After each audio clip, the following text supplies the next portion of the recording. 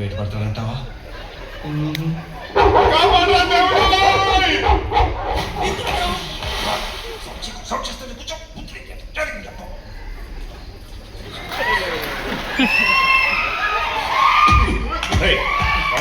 మనిషినయ్యా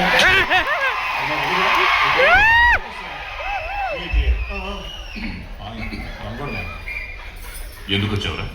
దొంగతనం చేద్దామనయ్యా. ఇప్పటిదాకా నువ్వు ఎన్ని దొంగతనాలు చేసావురా? అయ్యయ్యో, నేను అంత పెద్ద దొంగను కాదయ్యా, ఏదో చిన్న దొంగని. బావి దగ్గర బకెట్లు దొంగతనం చేస్తుంటాను. ఎంత పెద్ద ఇల్లు ఉంది, బావి లేదు, బకెట్ లేదు, స్విమ్మింగ్ పూల్ ఉంది, అది చిన్నపిల్లలు ఆడుకునేది. దాంట్లో పడ్డానయ్యా, నా 2 మోకాలు చేతులు పోయినాయి. డబ్బులు ఎదురిస్తే వైద్యం చేయించుకుని అంటించి మా ఊరు వెళ్ళిపోతారయ్యా. దొంగతనానికి వచ్చి ఎలా పని చేస్తున్నావా? వీడొట్టి అమాయకుడిలా ఉన్నాడు. ఇక మీద నువ్వు నాకు కనిపించు. ఇదిగో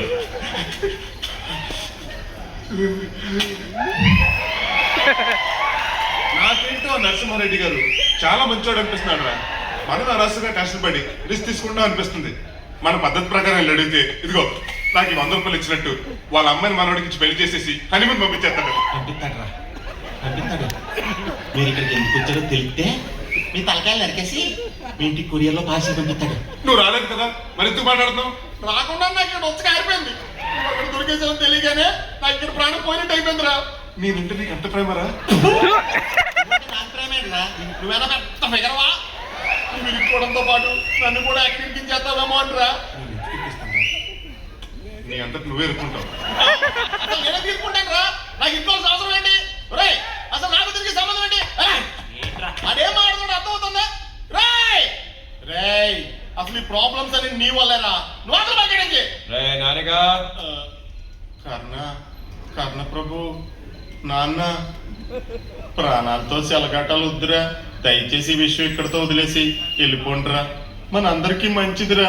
రేయ్ వీడు మమ్మల్ని నమ్మాడు, అందుకే వచ్చాం. మేము పట్టుకుంది కత్తని తెలుసు, అది గుచ్చుకుంటుంది, రక్తం వస్తుందని కూడా తెలుసు. అయినా సరే దాన్ని వంచడమే కానీ వదిలే సమస్య లేదు.